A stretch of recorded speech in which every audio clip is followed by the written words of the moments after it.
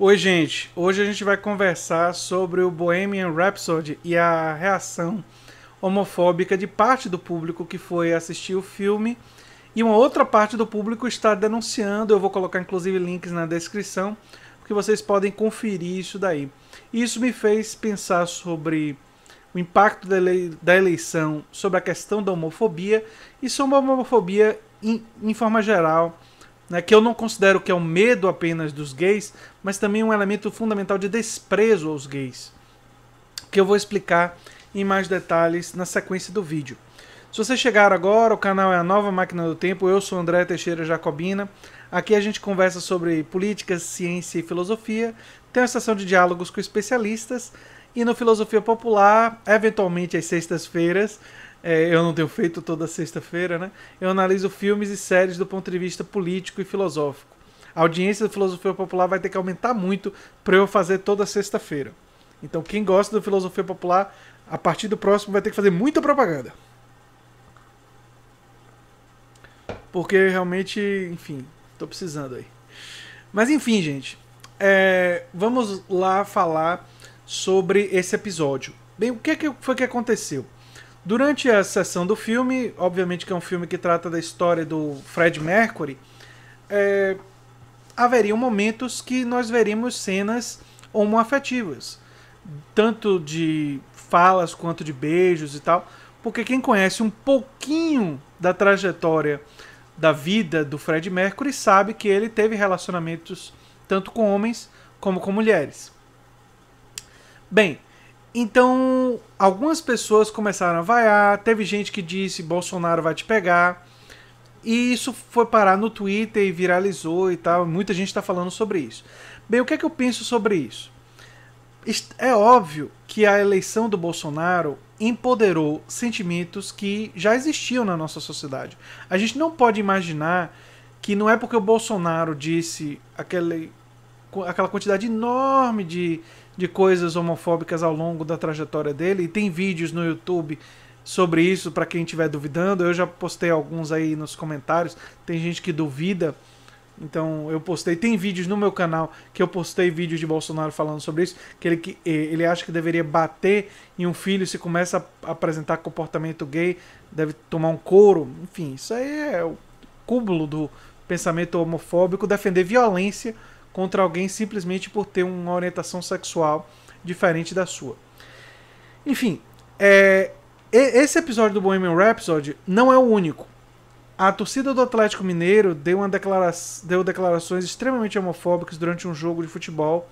Vocês podem pesquisar, eu posso até colocar links.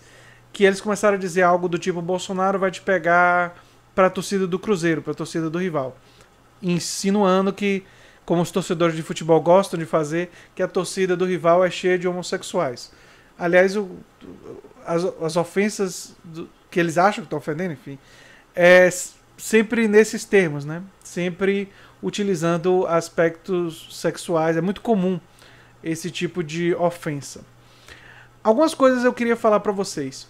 Muitos vão apontar que uma visão fundamentalista, religiosa, é o elemento central por trás desse sentimento. Isso é verdade, mas o que eu acho mais interessante para a gente pensar é que o fundamentalismo religioso extremo ele produz isso daí, mas porque ele produz uma coisa antes disso. E eu vou explicar. O que ele produz é uma visão do ser humano dissociada do reino animal. Eu já tive conversas com pessoas que são fundamentalistas religiosas e fica claro que elas não veem o ser humano como animal mamífero, como é o macaco, como é o boi, como é a baleia. Eles veem o ser humano como uma coisa separada. Deus teria sido responsável pelo homem ser diferente, o ser humano ser diferente, e o ser humano sendo diferente, ele não está preso aos comportamentos dos animais. Então quando você aponta, por exemplo, a obviedade que entre os animais existem muitos que exibem comportamento homoafetivo, isso não tem nenhum impacto sobre uma pessoa que não vê o ser humano como um mamífero. Você dizer que é um mamífero, explicar que é um mamífero, não é a mesma coisa da pessoa interiorizar e entender que o homem tem um ancestral em comum com os macacos e entender até mesmo a teoria da evolução. Aí está o motivo porque muitas pessoas... um dos motivos, porque muitas pessoas negam a teoria da evolução, negam essa conexão com os outros animais. Eles negam porque eles veem o ser humano de uma forma diferente daqueles que veem de uma forma, digamos, naturalista, com a natureza. Então, por isso que isso se formam duas narrativas completamente incompatíveis. Por exemplo, as pessoas que hoje consideram homoafetividade natural, normal, ou chama como quiser, isso veio ou da família ou de uma visão científica da vida e da experiência humana, ou do conhecimento, conhecer pessoas com essas características e aprender a respeitar e tal. As outras pessoas que não respeitam, normalmente, a maioria, claro que não todos necessariamente, tem uma raiz nesse elemento central que dissocia eles do reino animal. Então, eles imaginam que quem faz isso, quem realiza atitudes homoafetivas, está pecando, está escolhendo. Isso é muito curioso porque isso leva a pessoa a crer que ela escolhe sua própria sexualidade, quando nós sabemos que isso não é verdade. A orientação sexual é algo que a pessoa é, não que a pessoa escolhe. Você não escolhe aquilo que você se atrai. Teve gente aqui no canal imaginando que eu seria gay porque eu sou tolerante com os gays. Não, eu sou heterossexual. E eu sabia que eu era hétero com 7, 8 anos de idade.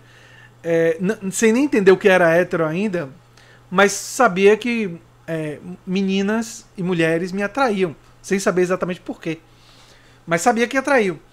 E quando você conversa com uma pessoa que é homossexual, homoafetiva, ela vai te dizer uma coisa muito semelhante.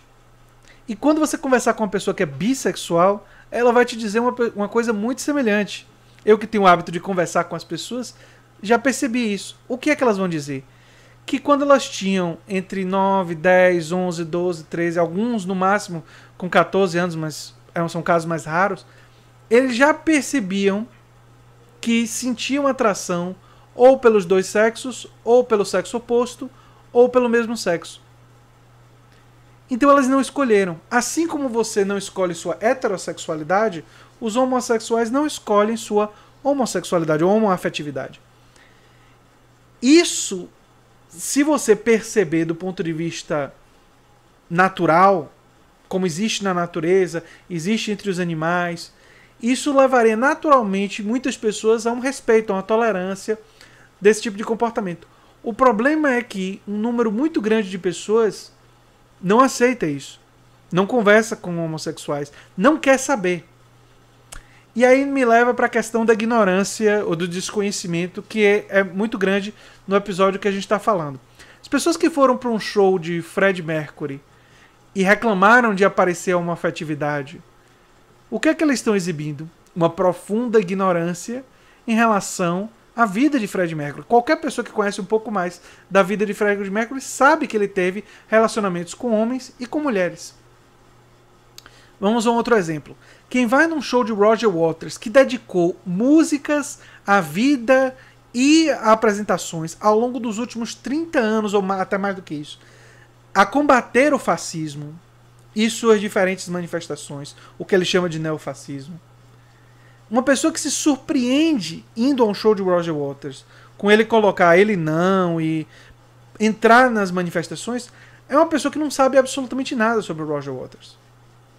É uma pessoa que não entendeu as músicas que estava ouvindo do Roger Waters.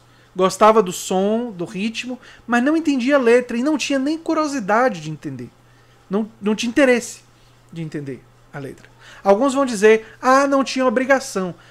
Pode ser, mas ao não entender, se vai para o show, um show que ele sempre fez manifestações políticas, você pode vaiar, mas ele vai te ignorar, porque ele sempre fez isso. Ele sempre fez isso e ele se sente legitimado de que ele faz publicidade do show dele, dizendo que isso daí faz parte do show. Tá na letra das músicas, tá em todas as apresentações. A responsabilidade de não saber é sua. Não é? Você pode não ter obrigação de saber, mas você Não, você pode até vaiar, você está dentro do seu direito de vaiar, mas você está mostrando com a vaia e que você foi lá. O que você está mostrando para os outros é ignorância, é desconhecimento e desinteresse, não apenas ignorância, mas desinteresse em querer saber. E é o caso das pessoas que estão indo ver o Freddie Mercury e o Bohemian Rhapsody. Não é? Mesmo eu que nunca não conheço assim nem profundamente a vida do Freddie Mercury, sabia que ele tinha tido relacionamentos homoafetivos. E eu não sou nenhum especialista em Queen. Eu até gosto muito de várias das músicas, mas talvez se fosse fazer uma coletânea das músicas do Queen, eu encontrasse algumas que eu nunca nem ouvi. E eu sabia disso. Enfim, quem gosta muito, enfim, deveria até saber mais. Gosta muito a ponto de ir pro cinema, deveria saber mais do que eu. Mas o fato é que muitas pessoas vão consumir produtos culturais sem ter esse conhecimento. E aí, os preconceitos que estão na nossa sociedade aparecem. Como superá-los? Bem, eu acho que os Estados Unidos mostram uma coisa muito interessante sobre a mídia. Existem vários seriados americanos que começaram a colocar gays em papéis importantes. Um deles, que foi muito influente, é o Glee, que tinha música e tal. Cantaram, inclusive, muitas músicas do Queen. E no seriado Glee tinham homossexuais em papéis importantes. E eles desmistificaram a questão da homossexualidade e da homoafetividade. E outros seriados fizeram o mesmo, e isso, com o tempo, está produzindo mais respeito e tolerância na sociedade americana. Então aí está um caminho. A arte, me parece, vai ter um papel muito importante nas próximas décadas em produzir respeito, em produzir tolerância. Porque nesses temas, não é pela imposição, não é pelas leis, que as leis podem ser importantes, e eu acredito que são. A garantia da adoção homoafetiva, de união civil estável, tudo isso é muito importante, são conquistas importantes e que agora estão ameaçadas. Mas o mais importante é a mudança das mentes. É mostrar para as pessoas que elas não devem odiar, não devem desprezar alguém por ter orientação sexual diferente. Assim como não devem odiar ou desprezar pessoas que têm religiões diferentes, pessoas que têm cor da pele diferente, pessoas que pensam diferente delas. E esse é um papel muito importante, eu acho, de mídias alternativas como o YouTube. Eu acho que nós temos um papel muito importante ou em fomentar preconceitos, que é o que alguns no YouTube infelizmente fazem, ou lutar para que esses preconceitos sejam superados. E que para que as pessoas percebam que você não precisa ser gay para defender os direitos dos gays.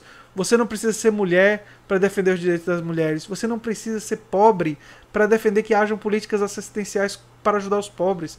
Você não precisa ser operário nem trabalhador de fábrica para defender os direitos do trabalhador e saúde do trabalhador. E eu defendo todas essas coisas e eu não sou mulher, não sou gay, não sou negro. Então você não precisa ser essas coisas para defender aquilo que precisa ser defendido por questões de justiça. Eu acho que aí reside uma grande lição e uma coisa que a gente tem que refletir, amadurecer com o passar do tempo aí.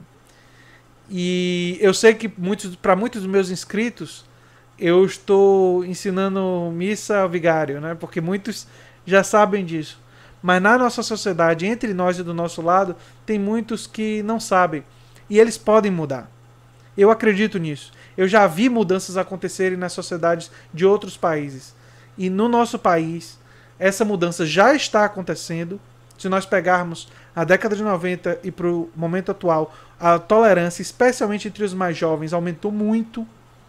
Em várias questões, o racismo diminuiu, o preconceito com homossexuais diminuiu entre os mais jovens. Está diminuindo. Ainda existe muito, mas está diminuindo. O que significa que pode diminuir mais no futuro. Porém, nós estamos em um momento em que aqueles que são mais preconceituosos se sentem empoderados por causa das circunstâncias políticas do nosso país. Isso significa que para nós vai exigir um trabalho ainda maior. E eu espero que a gente construa o respeito e a tolerância com o passar do tempo para aqueles que são diferentes de nós.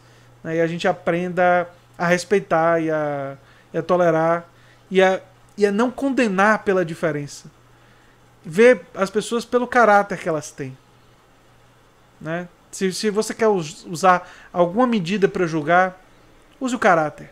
O caráter é um bom barômetro para medir. Né? Enfim, gente, se vocês gostam do que eu faço aqui, se lembre sempre de se inscrever no canal, dar um like e compartilhar. Um abração e até o próximo vídeo. Tchau, tchau.